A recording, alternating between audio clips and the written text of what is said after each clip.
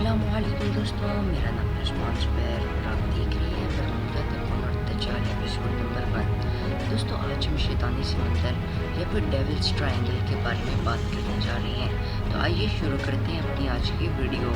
शैतानी समंदर, बरमूदा तकून और उड़न तश्तरियाँ।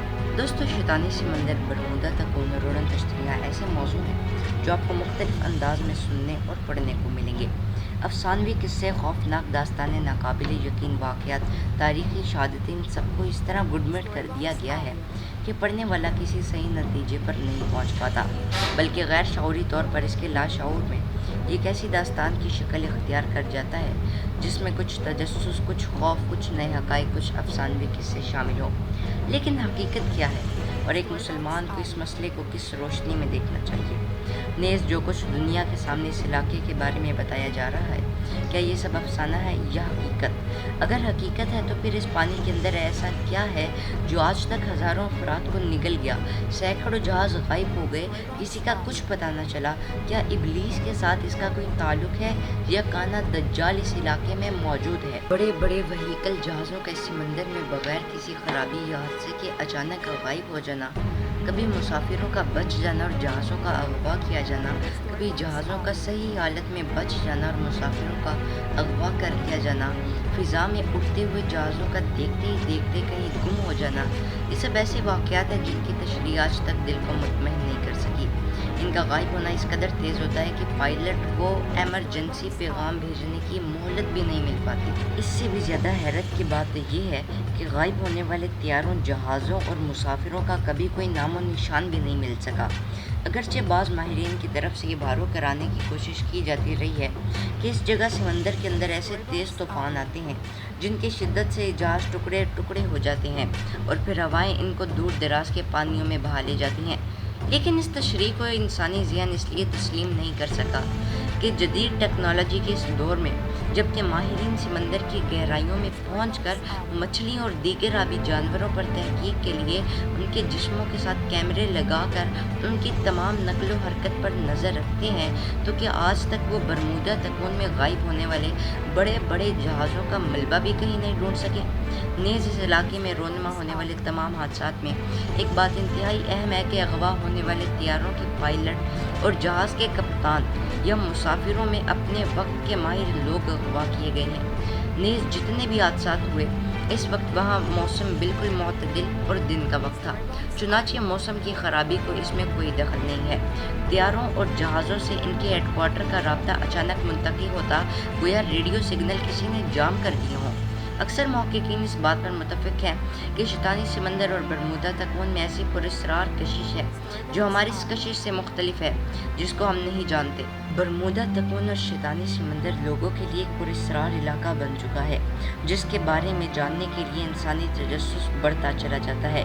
बाज़ मुस्लिम महक़्क़ीन का ख्याल है कि शैतानी समंदर और बरमूदा तकून के अंदर दज्जाल ने खुफिया पनाहगाहें बनाई हुई हैं, जहाँ से वो दुनिया के निज़ाम को कंट्रोल कर रहा है। इसके बारे में भी हम तफसील से रोशनी डालेंगे। बरमूदा तकून से पहले शैतानी समंदर के बारे में कुछ जानते हैं। ड्रैगन्स ट्रायंगल या डेविल सी। बरमूदा तकून के बारे में तो तमाम दुनिया भर में बहुत कुछ लिखा जाता रहा है और इसके बारे में लोगों को खासी मालूमात है, लेकिन बरमूदा तकून की तरह पुरस्रार और हादसात के मरकज़ जापान का ड्रैगन तकून या शैतानी समंदर के बारे में लोगों को बहुत कम मालूमात है। जापान के लोगों को इसके बारे में अच्छी तरह इल्म है और जापानी हुकूमत ने सरकारी ऐलान के ज़रिए लोगों को इस इलाके से दूर रहने का हुक्म जारी कर रखा है, लेकिन जापान से बाहर की दुनिया इसके बारे में बहुत कम जानती है।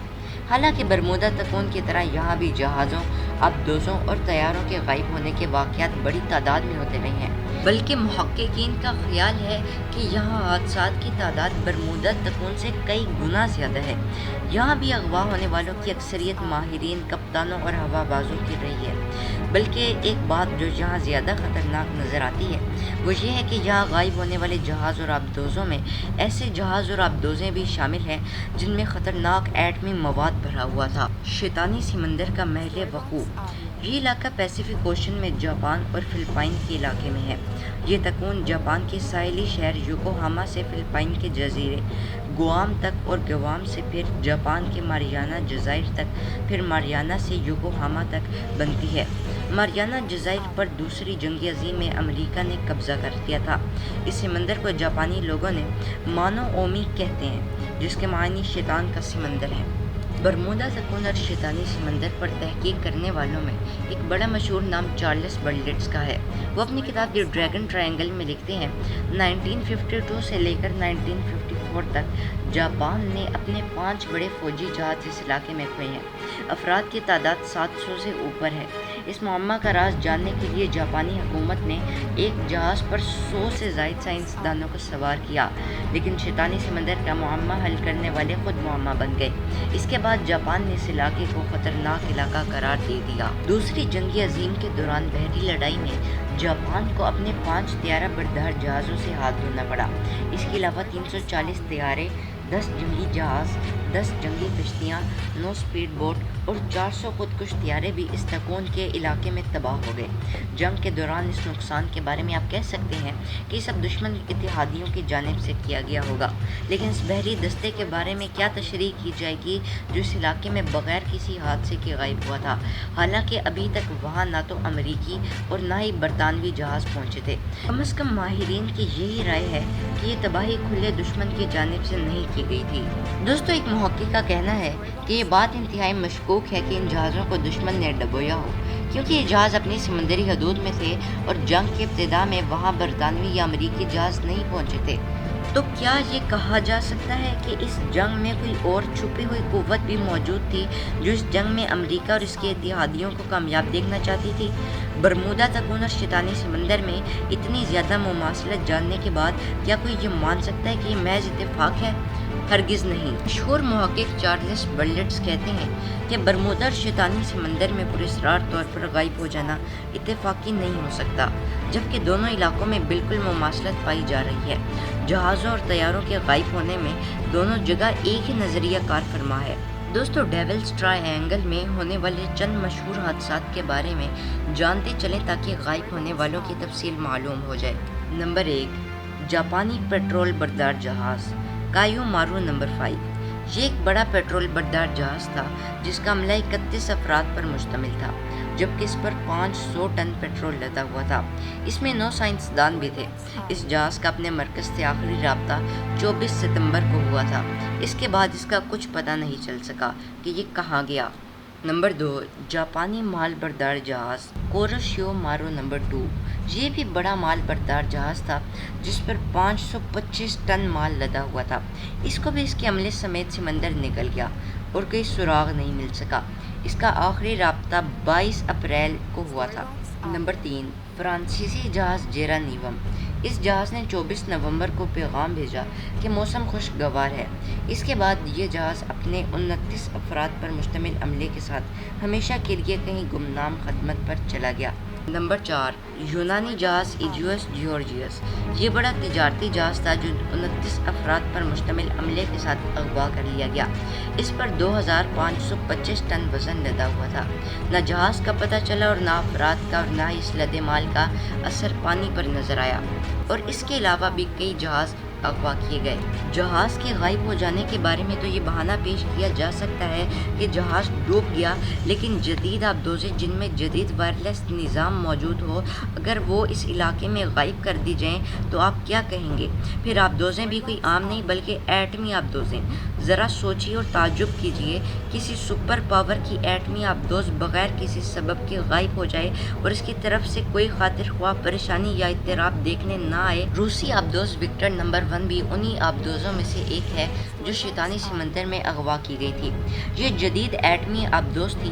مارچ 1984 میں شیطانی سمندر کی خفیہ قوت کے پاس ماہ عملے کے چلی گئی۔ عملے کی تعداد معلوم نہیں ہو سکی، شاید کوئی بہت خاص لوگ اس میں سوار تھے۔ اس کے علاوہ بھی کئی ایٹمی آبدوزیں اسی طرح اغوا کی گئی تھیں۔ شیطانی سمندر کے اوپر اغوا کیے جانے والے طیارے مارچ 1957 میں 10 دن کے اندر امریکہ کے 3 جنگی طیارے اپنے تمام عملے سمیت اس طرح غائب ہوئے کہ کوئی نام و نشان نہ مل سکا، نہ ہی کسی حادثے یا فنی خرابی کا پیغام پائلٹ کی جانب سے موصول ہوا۔ یہ طیارے JD-1 KB-50 اور C-97 تھے۔ اس کے علاوہ جاپان کا جنگی طیارہ P-2J 16 جولائی 1971 کو غائب ہوا، یہ بھی کوئی ہنگامی پیغام نہیں دے سکا۔ 19 مارچ 1957 کو سابق فلپائنی صدر کا طیارہ 24 حکومتی اہلکاروں سمیت شیطانی سمندر کی فضا میں غائب ہوا اور کوئی سراغ نہ مل سکا۔ تو دوستو یہ تھی آج کی ایپیسوڈ۔ اگر آپ کو پسند آئی ہو تو لائک، شیئر اینڈ کمنٹ کرنا مت بھولیے گا۔